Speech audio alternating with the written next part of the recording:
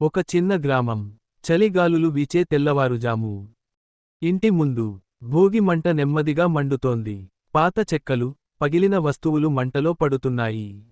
ఒక చిన్న పాప తన అమ్మను అడిగింది, అమ్మ, ఇవన్నీ ఎందుకు కాలుస్తాం?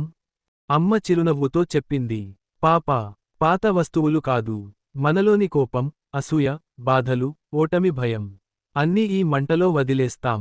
ఆ మాటలు వింటూ ఆ పాప మంటల్లోకి చూస్తుంది. మంటల్లో తన ఏడుపులు కాలిపోతున్నట్టు, తన భయాలు కరిగిపోతున్నట్టు ఆమెకి అనిపిస్తుంది.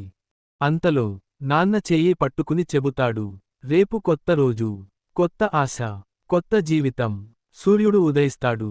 చలికాలపు పొగ కరిగిపోతుంది. గ్రామం అంతా ఆనందంతో నిండిపోతుంది. ఆ పాప ముఖంలో చిరునవ్వు, మనసులో ఒక మాట.